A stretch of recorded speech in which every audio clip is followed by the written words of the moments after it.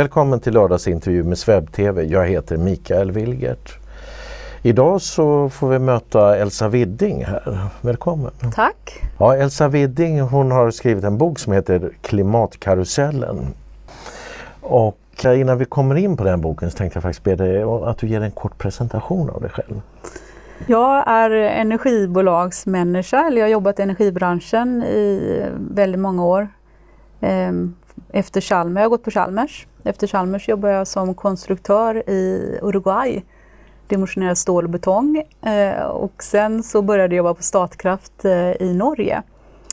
Och har jobbat i princip för alla de stora kraftbolagen, Fortum och Vattenfall och Statkraft då, inte E.ON, ännu i alla fall. Sen har jag jobbat på regeringskansliet, men väldigt mycket med energifrågor och en hel del med investeringar. Och en hel del med elnät också. Och på regeringskansliet. Och på regeringskansliet, för jag tror att många av er som ser det här känner till att Elsa Widding har varit involverad i stora affärer som har skett just med Vattenfall och där regeringskansliet har varit en viktig spelare. Men det kommer vi tillbaka till. Och nu skulle vi tala om den bok som du har skrivit. Och den heter då som sagt Klimatkarusellen. Och vad är det som har fått dig att skriva den här boken om klimatet? Det har varit en ganska lång process egentligen. Sen när du hade din konferens där så beskrev jag ju vad som till slut ledde fram till att jag verkligen bestämde mig för att ägna ett år till att sätta mig in i klimatfrågan. Men alltså jag känner att vi måste få igång en mer vetenskaplig debatt som inte är så politisk som den är idag. Och det som framförallt har skrämt mig väldigt mycket, det är ju det här att jag upplever att jag uppmanas att inte tänka själv utan att bara acceptera en sanning någon annan har tänkt och förmedlat en sanning till mig. Och jag är ganska van att analysera och förstå saker, och då tycker jag då blir jag väldigt mörkrädd när jag nästintill uppmanas att inte göra det, utan det ska råda någon slags konsensus. Och då undrar jag, konsensus om vad då? Så att jag kände ett väldigt stort behov av att försöka penetrera den här frågan och förstå vad är det man är överens om och hur ska man se på klimatförändringarna. Så det har jag ägnat ganska mycket tid åt, och jag är ingen klimatexpert, så att det är väl säkert mycket som jag inte har kanske uppfattat helt korrekt, men jag står för min analys och jag kan gärna ändra den om jag får annan information som kan få mig att tänka på ett annat sätt. Det är fullständigt självklara inom all vetenskap. Det finns ingen konsensus, det är något politiskt påhitt. Och när man pratar om hela konsensusfrågan så men man är överens om det strålningsfysikaliska och att koldioxid har en påverkan, men inte så mycket mer än det. Men man får det att låta som att alla är överens om att vi står inför en katastrof. IPCC själva är väldigt tydliga med, till och med den här värdelösa sista rapporten som kom, den här SR 1,5, att extremväder kan man inte påvisa att uppvärmningen leder till. Och det kan läsa vilken tidning som helst i Sverige, så pratar man om extremväder och det är flykt från varma till kalla delar av världen kommer bli resultatet och så vidare. Och det menar jag är rent påhitt. Det är som ingenting som jag kan hitta i någon litteratur någonstans egentligen. Så inte ens IPCC självt står bakom sådana här uttalanden om extremväder och klimatflyktingar och annat? Absolut inte. Nej. Och det kan man läsa om man läser BBC till och med, innan den här SR15 till och med släpptes. Det har jag också liksom klippt ut, alltså kunde man läsa om de här sakerna, att de kommer inte med några ytterligare den typen av larm i alla fall. Var kommer larmen ifrån då? Den typ? För det är ju det som oftast kommer fram. Vi pratar ju jämt om klimatflyktingar och katastrofer. Det har aldrig varit så få människor som dör av väderrelaterade katastrofer någonsin som det är nu. Så att det där är ju... Även inräknat tyfoner och... Och, det är väldigt konstigt alltihopa liksom, för att det går ju att söka information brett och söka information själv, så att, och det finns ju data på nästan allting, så att det är lite märkligt. Så när du har satt in i det här, så din slutsats är egentligen att IPCC då, som man oftast hänvisar till, de kommer inte med de här larmen om flyktingar och klimatflyktingar och väderkatastrofer och annat. Men kommer de med larmen om stigande havsnivåer och sådana saker? Ja, det kanske de gör, men allting bygger då på deras modeller. Så att man måste ju tro på modellerna, och modellerna har ju inte visat sig vara så himla korrekta heller. Varför stämmer inte modellerna? Varför stämmer inte temperaturmätningarna, markmätningarna, de här serierna?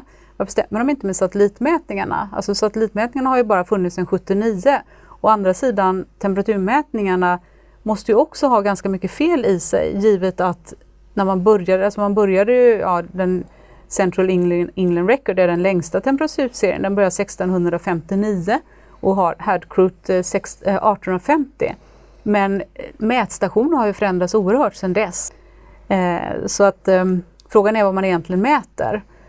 Och man har tagit bort väldigt mycket mätdata, mätstationer och man hade ju inga då från början i Afrika, utan man hade framförallt i USA, vissa andra länder. Och det där kan man också gå in och titta på. Observationer som har gjorts, liksom, hur det ser ut i verkligheten. Och sen så det måste man hålla isär med modellerna, för modellerna gör ju projektioner för framtiden. Så det är framtiden vi är väldigt oroliga över då, när vi tror att den här kurvan kommer peka väldigt mycket uppåt på grund av modellerna. Men modellerna, för att en modell ska vara giltig så måste den kunna valideras. Och den måste kunna alltså visa att den stämmer på historiska data. Men den kan inte liksom pricka in. Vi hade ju väldigt varmt då, ungefär som nu på 30- och 40-talet. Eller 30-talet. Då var det väldigt varmt. Och då smälte det också i Grönland och så vidare. Då när det har gått också att göra en ordentlig recap. Kolla liksom den här minskningen av Grönlandsisen från 93 då. Och nu har det i och för sig vuxit de sista 2 åren. Men när man tittar på det och så jämför med 30-talet så är det ganska intressant faktiskt. Hade man en liknande avsmältning? Ja, och det har man haft många gånger förut. Och jag gör också en historisk återblick då och tittar på hur rädd man har varit för klimatförändringar historiskt sett. Och försöker gå liksom tillbaka och vad man sa och när man skulle kunna segla genom Nordostpassagen och så vidare. Så det är också liksom lite intressant att titta för att få någon slags helhet och sätta frågan i ett perspektiv där vi befinner oss idag. Men som sagt, det här med modellerna är faktiskt väldigt intressant. Vad de bör kunna för att liksom vara tjänliga för att fatta politiska beslut kring. Och jag tror det gjordes en undersökning 2007 där 2 superexperter, jag kommer inte ihåg vad de heter nu, på modeller kom fram till att de var ju rätt värdelösa. De var inte vetenskapliga. För att modellerna, för den som inte är så insatt här nu då i det, så får man väl anta då att det betyder att man använder en modell av vädret eller av klimatet och då ska du kunna förutsäga hur klimatet blir. Ja.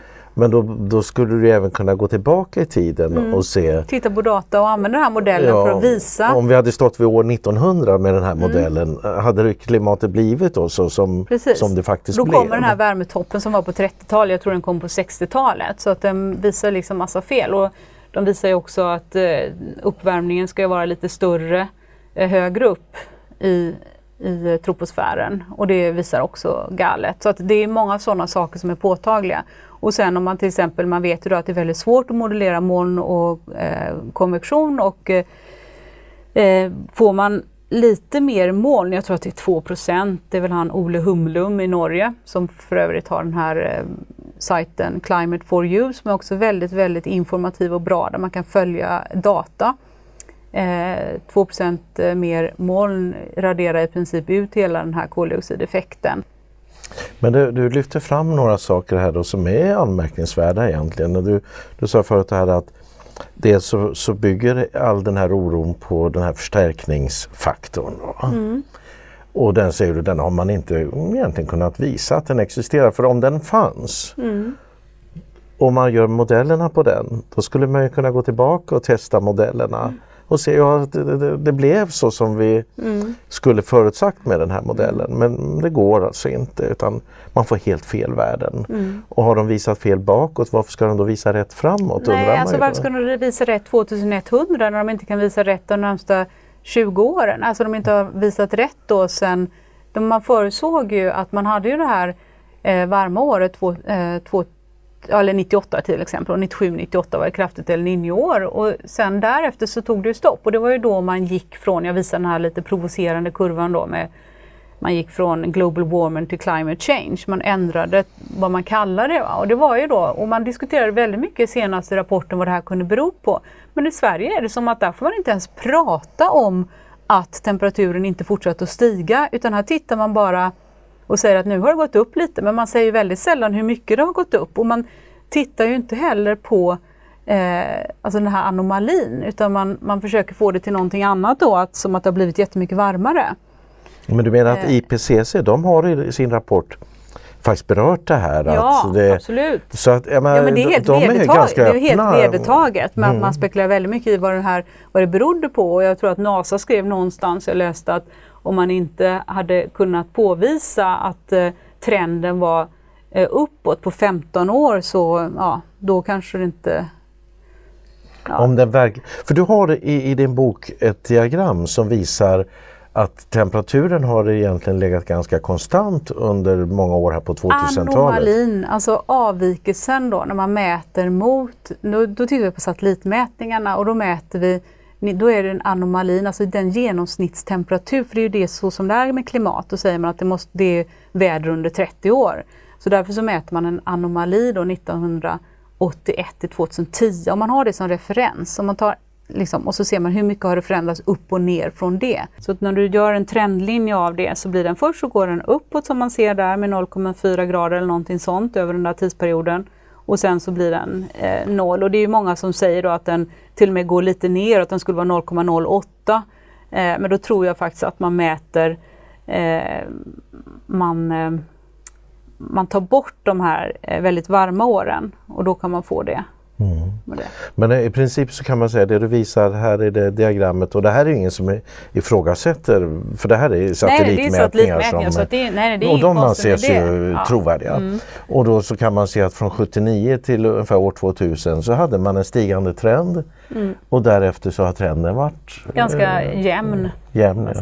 Ingen större stigning egentligen fram till nu. Och sen så kan du, om du tar en annan då som har en annan referensperiod, då är det klart att om du mäter mot en kallare period när det har varit kallt, då är det till exempel kallt. Man trodde att vi var på raka vägen in i en ny istid fram till 75.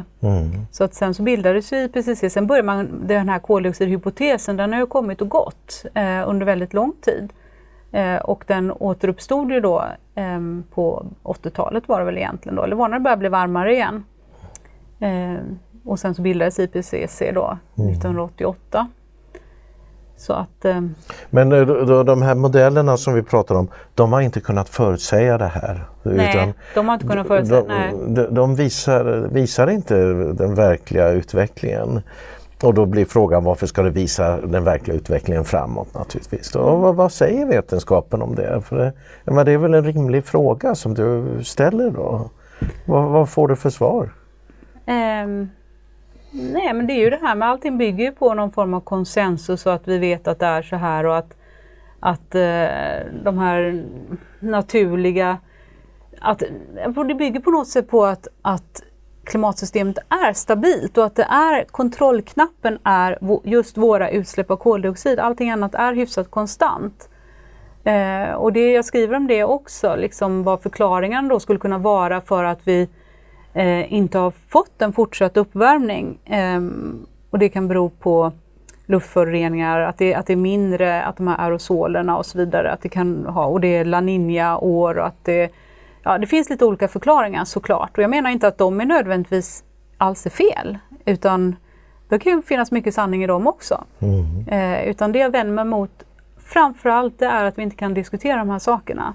Och att vi måste komma till slutsatsen att vi står inför en stor katastrof. Jag tror att det skulle vara en väldigt mycket större katastrof om det blir kallare. Och där kan man verkligen tycka att det är lite skrämmande när man tittar på de här magnetfält och dynamos och solen, och det finns väldigt mycket som man skulle kunna bli orolig över. Så att det är ganska spännande, va? Och instrålning till jorden, hur det skulle kunna förändras, och det kan gå ganska snabbt, och tittar man på historien och vad som har hänt historiskt, så är det också väldigt intressant. Så att att liksom tro att vi ska styra temperaturen så att den kan hållas under 1,5 grad. Alltså om jag ska vara ärlig, jag tycker det är så dumt så jag aldrig hört något dummare. Hur kan man tro på det? För jag kan inte förstå hur man kan tro det när man tittar på helheten. Nej. Och varför ska vi tuta i våra barn det? Kan vi inte lära dem lite om vetenskapen istället? För här säger man ju ofta att forskarna de är ju överens om det här, brukar man ju säga då. 97% av alla. Men då brukar jag numera ställa frågan, men kan du peka på en forskare som beskriver just detta? Har du, när du har gått igenom de här sakerna, har du hittat någon forskare som på ett vetenskapligt sätt förklarar att vi går mot den här katastrofen? Nej, faktiskt inte. För det finns ju mängder med Nobelpristagare och meriterade forskare som säger att vi kommer inte ha den här krisen. Nej, någon Nobelpristagare i fysik, han har heller aldrig hört talas om något sånt här dumt som det som pågår nu. Och tar man grundaren till Greenpeace, han är också skeptiker så bara dånar om det och tycker att det har spårat ur fullständigt. Och ganska många, även många som inte vill jobba åt IPCC längre eller inom det nätverket. För att det missbrukas? Det är ju lite besvärande måste jag säga att man förhandlar fram den här politiska sammanfattningen och sen går man in och ändrar rapporterna. Det finns en författare som heter Donna Laframboise som har skrivit The Diligent Teenager Who Was Mistaken for a Scientist eller någonting sånt där. Den är faktiskt otroligt intressant. Hon har gjort ett ordentligt grävjobb kring IPCC. Jag tycker det är konstigt att inte vi har några journalister som istället för att bara köpa det här budskapet rakt av, att man inte lägger lite mer tid på att granska det här överstatliga organet som faktiskt får så enormt stora konsekvenser för de beslut som fattas i Sverige. Fast då säger du ju, å andra sidan säger du ju att IPCC ger en ganska balanserad bild ändå. Nej, men i vissa stycken gör de absolut det, men de slutsatser som dras i den här sammanfattningen, jag menar att det finns ju jättemycket bra forskning inom ramen för IPCC såklart. Sen hade jag nog önskat att det var lite mindre politiskt, och jag tycker att det finns ju väldigt mycket skandaler inom IPCC som man heller aldrig pratar om. Så att hur trovärdiga de är kan man väl diskutera, men det som jag vänder mig mot framförallt är den här sammanfattningen, den här politiska sammanfattningen för beslutsfattare. Är det IPCC som gör den också? Nej, men alltså det är ju liksom politiker. Alltså Ska man se det som att först så har du forskare som gör ett arbete som du känner ett förtroende för och inte har haft några större anmärkningar mot egentligen? Nej, men så kan man inte säga heller liksom, utan jag menar, det är klart att det är lite som den här Judith Curry säger, you find what you shine at. Alltså om du har som uppdrag att titta på, deras uppgift är ju att titta på hur mänsklig påverkan, alltså mänskliga, jag gillar inte att säga utsläpp, för vi pratar ju inte om någon förorening, men om man nu säger det ändå, mänskliga utsläpp av koldioxid, hur det påverkar atmosfären. För att få forskningsanslag så måste du komma med någonting. Så att det är liksom... Men det är väldigt intressant att titta på det, så att jag menar inte att vi inte ska forska om det, självklart.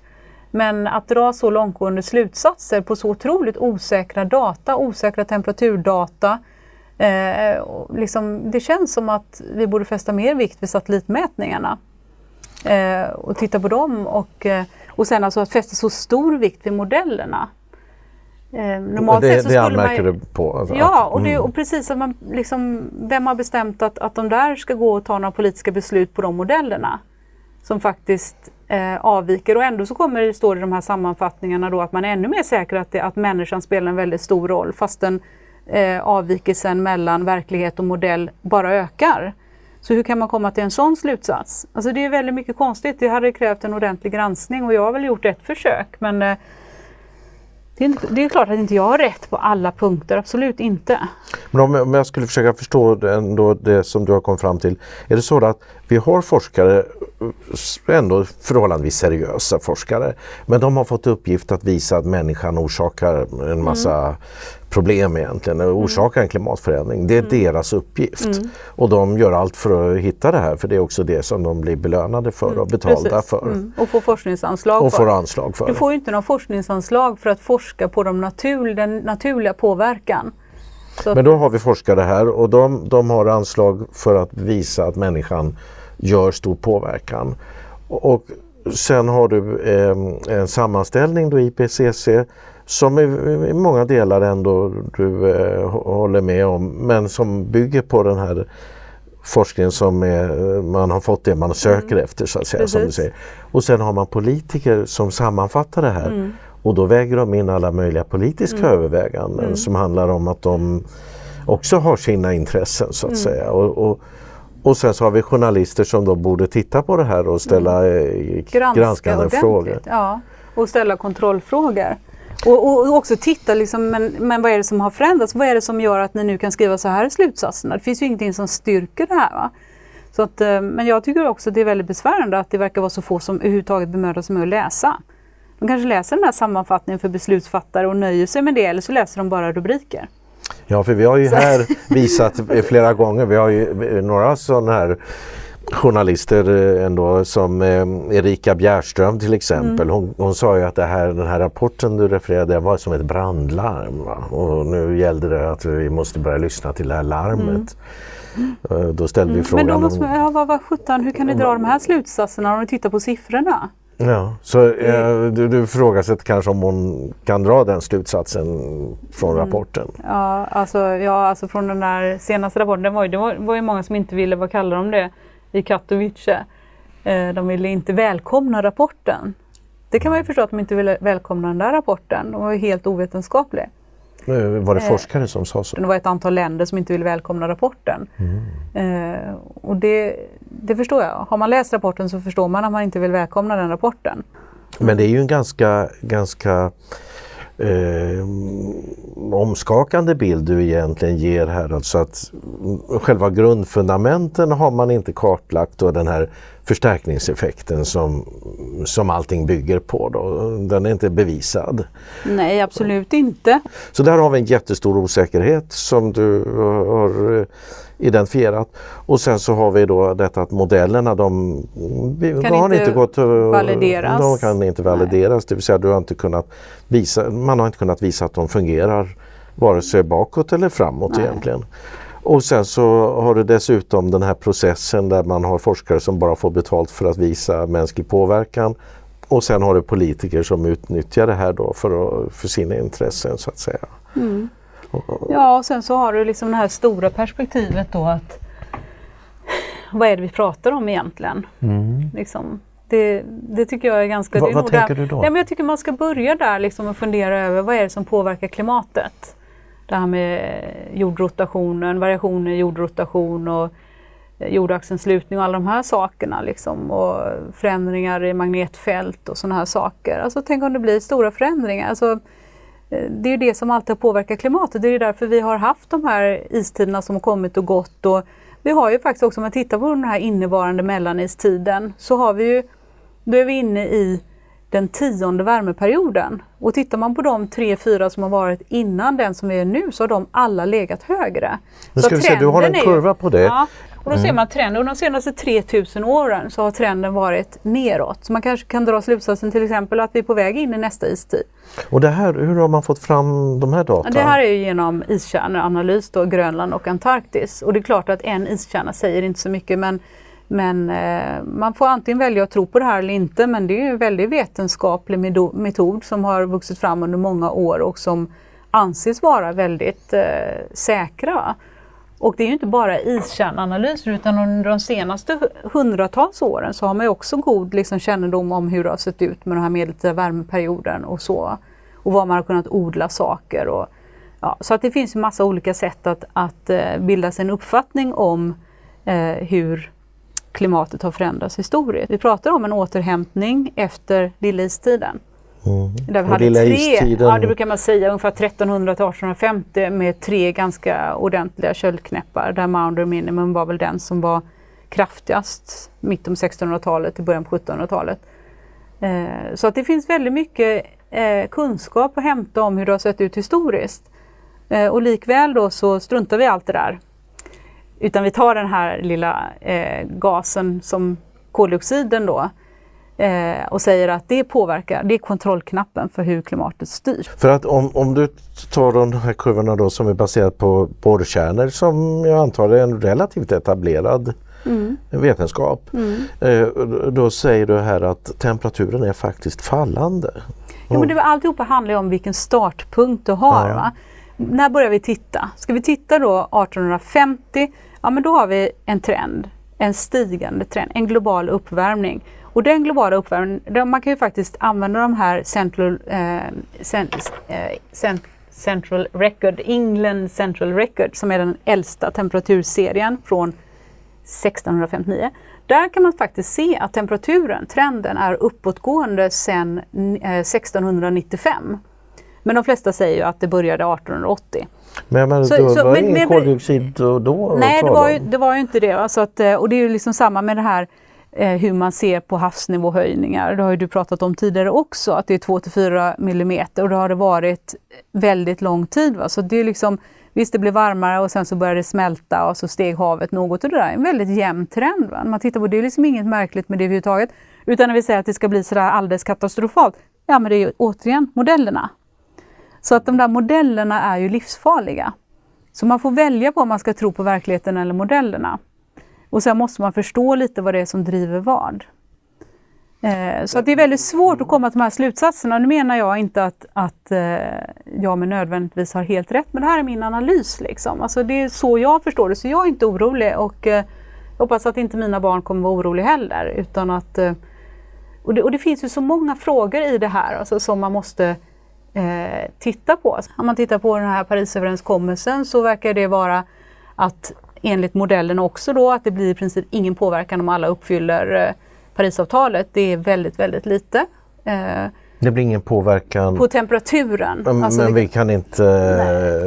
Vadå? Nej, men det är Björn Lomborg då som har använt de här klimatmodellerna för att räkna på det där. Och det finns att läsa väldigt mycket om det. Det är bara att googla på Björn Lomborg, för han är väl egentligen den enda som har bemödat sig med att räkna ordentligt på vad det får för konsekvenser. Och hans slutsats är ju egentligen att det är så himla lite. Det är 0,2 grader eller någonting sånt där, 2100. Och, på grund av koldioxid? Ja, alltså om alla uppfyller Parisöverenskommelsen då. Eller inte. Eller inte, ja. Så det har ingen betydelse? Det har ingen betydelse, nej.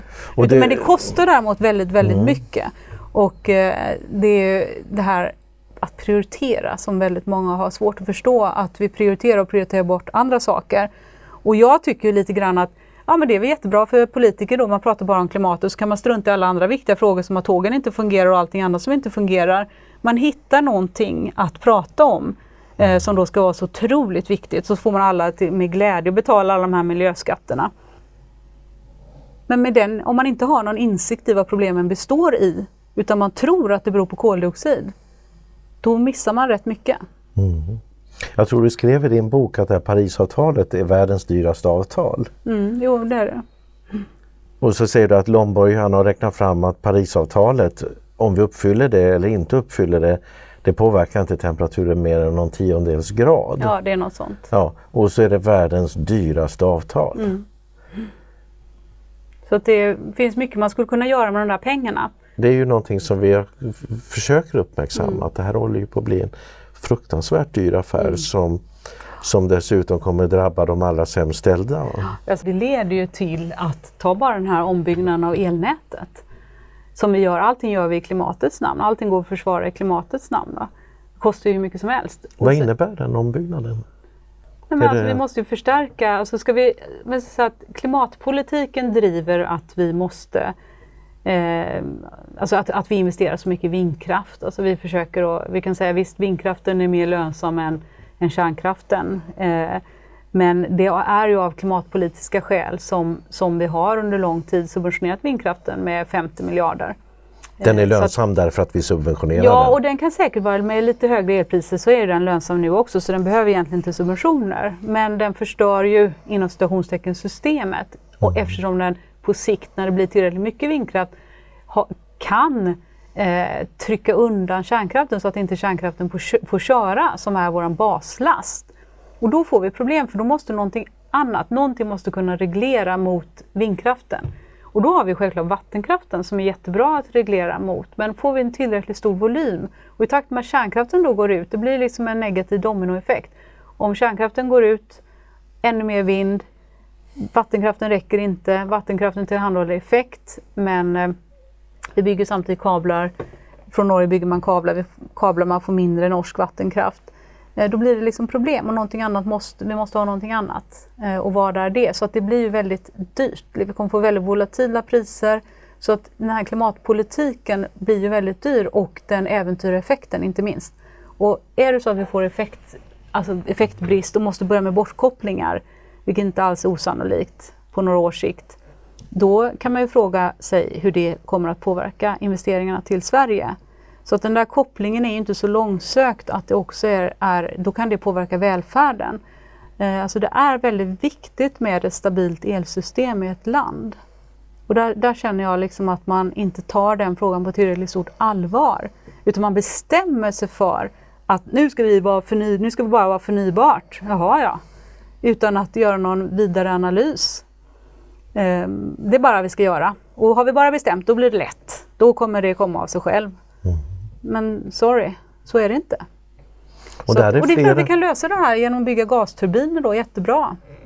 Då liksom kommer koldioxidhalterna att öka. Det gör inte mig så mycket, jag tror inte det är någon fara med det. Nej, men det är bara klimatpolitiskt som vi har pratat om tidigare. Vi står för under 2 promille. Så jag menar, det kommer ju aldrig märkas i någon temperaturkurva om vi hade byggt många gasturbiner. Men det vill vi ju inte för att vi vill liksom, i den här klimatreligionen då, framstå som så himla duktiga. Jo, och sen om vi ersätter fungerande kärnkraftverk med gasturbiner, det låter ju som en dålig affär. Ja, det är klart. Men de kommer väl gå ut förr eller senare. Så det bästa är ju att man bara liksom låter dem gå ut i takt med att de blir liksom, att man måste investera så mycket i dem så att de inte blir lönsamma. Och de är ju rätt gamla. Så att, och om man säger nya kärnkraftverk, då pratar man om att det är så fossilfritt. Men det är det väl egentligen inte heller. För att jag antar att den här uranbrytningen, att man använder fossil energi för att bryta uran. Så att det är väl liksom inte riktigt sant heller. Nej, det för med sig en hel del. Det var faktiskt just en tittare som har skickat information om alla utsläpp och det är svavelsyra och det är allt möjligt annat. Precis, men så är det självklart. Så att det finns inga enkla lösningar, men och det är klart, jag tror faktiskt att ska man köra då det här vindkraft, då kör man det spåret med förnybart vindkraft och då kanske det blir också jättedyrt, men då kan man säga att de här riktigt stora, det finns ju nya stora vindkraftverk, 8 megawatt eller 10 megawatt till och med, som kör kanske 5000 timmar. Så det har hänt mycket på vindkraftsfronten också, måste man ju tillägga. Men man kommer få problem med regleringen. Det finns ju ingenstans i världen som man kan köra bara vindkraft. Och självklart, vi har ju vattenkraften, men frågan är om vi får tillräckligt mycket och kärnkraften går ut, kommer vi då inte få problem. Och det är det man måste diskutera. Och sen vad alla de här nätutbyggnaderna kostar. Om man ens klarar av att göra dem vad gäller stamnätet. För det går ju ganska långsamt med de här investeringarna i stamnätet. Så det finns ju en rad olika tekniska aspekter på det här också, som man inte pratar så mycket om. Så att problemen är nog lite större än vad man tror. Liksom. Att hålla på att basunera ut ett visst årtal, jag tycker det är rena planekonomi.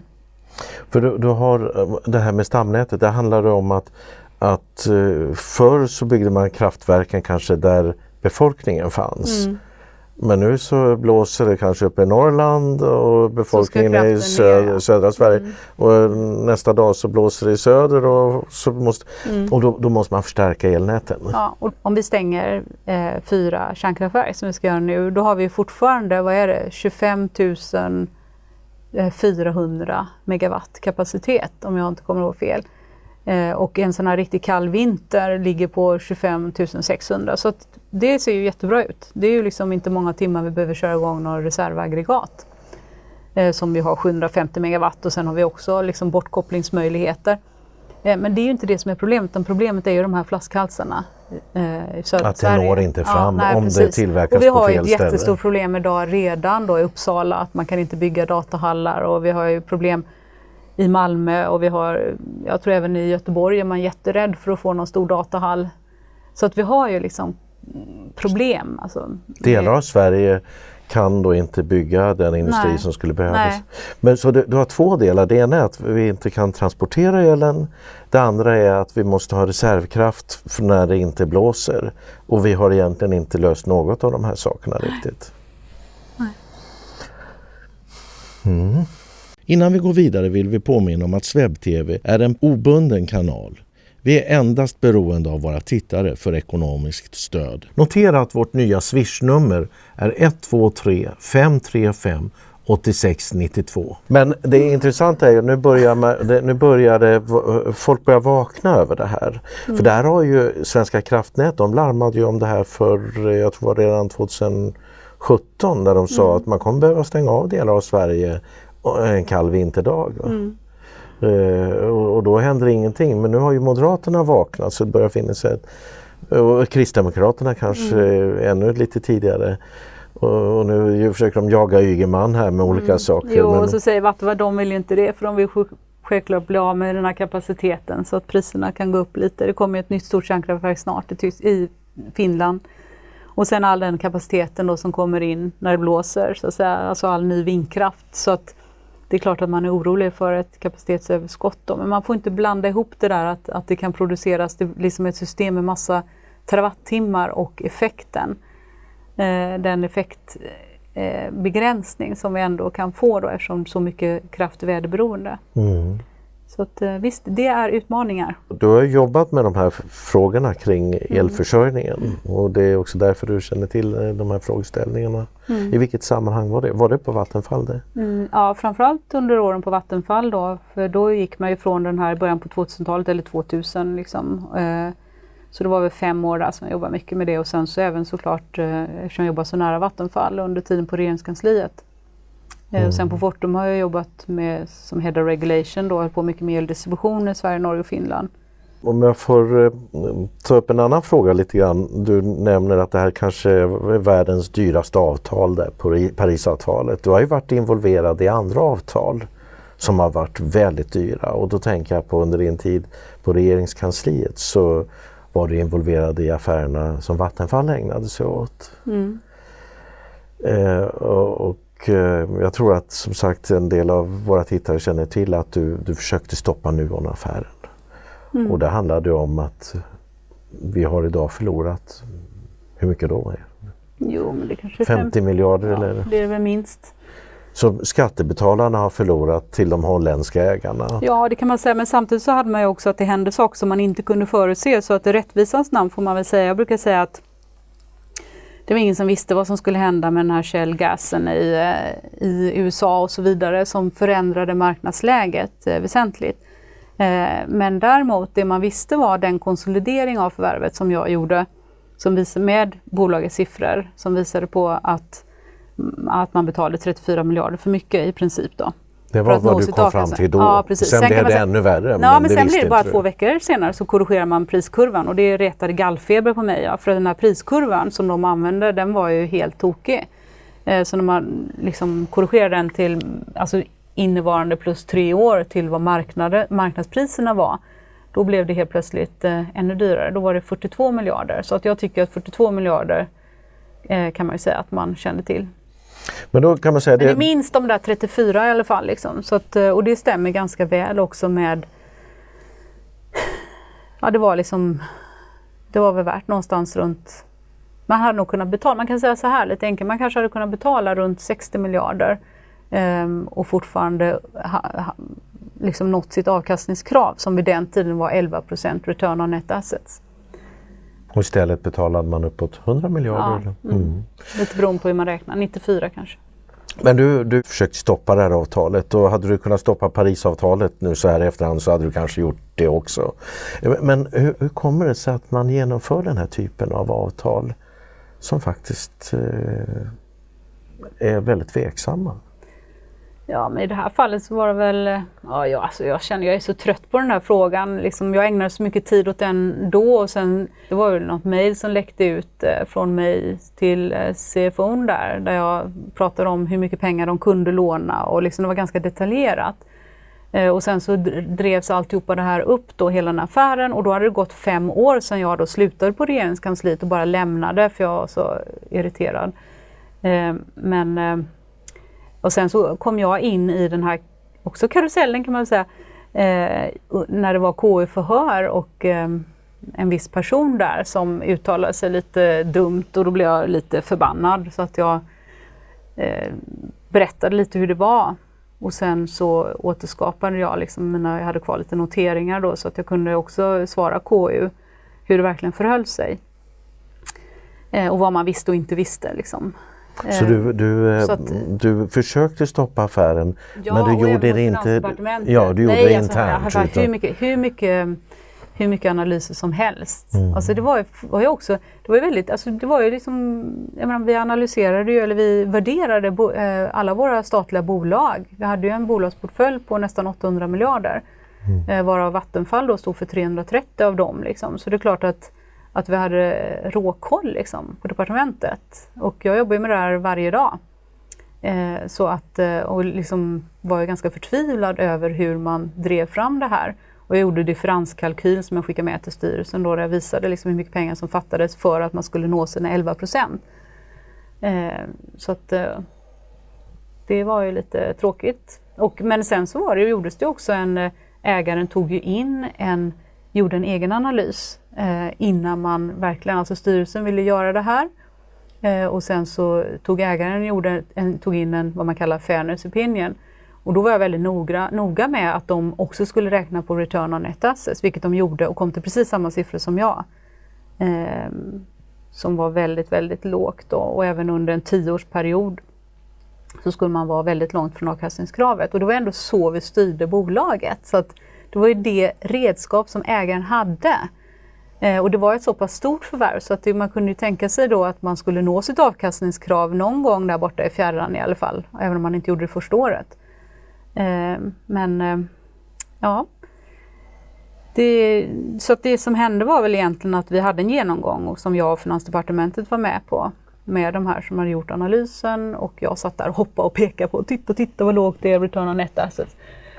Och sen så gick det bara några timmar och sen var det här klart. Så att det var ju inte så, tror inte jag, att någon statsminister fick någon vetskap om det här, utan de har säkert diskuterat det innan, men det gjordes liksom ingen beredning. Och det var ju det vi alltid hade annars, en beredning. Det vill säga att tjänstemännen gick upp då till ministern, i det här fallet Mård.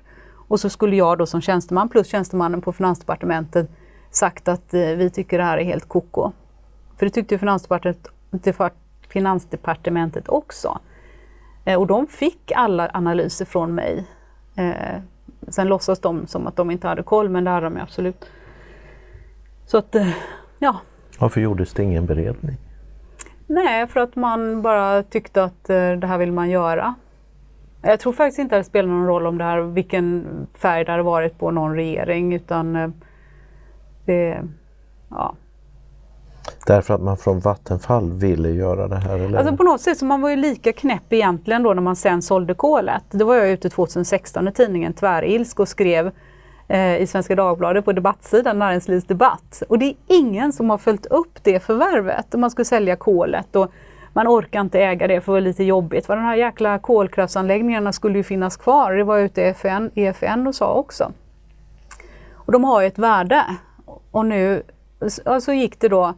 Det här såldes då 2016 när det var 2 månader kvar på året. Och då kunde man gå in och läsa i årsredovisningen 2017 augusti att man tjänar 400 miljoner de 2 första månaderna.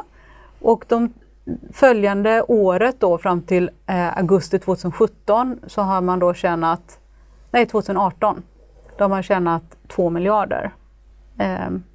Ägaren? Den nya ägaren, ja. Tjänade 2 miljarder under 14 månader. Under 14 månader. Alltså under hela 2017 och de 2 månader som var kvar av 2016. Och nu kommer jag inte exakt ihåg de här siffrorna, men om jag minns rätt då så kan man läsa sig till också där, för ett av de 2 bolagen som köpte var börsnoterade. Och då kan man läsa att de har köpt för 124 miljoner av svenska staten. Svenska kronor. Ja, 124 miljoner. Och så tjänar de då 2 miljarder på 14 månader och de direkt skrev upp då det här förvärvet med 5 miljarder. Så att, ja, men alla blir jättearga när jag säger det, men då får de väl läsa själva då den här årsredovisningen då, men det är ingen som bryr sig om det.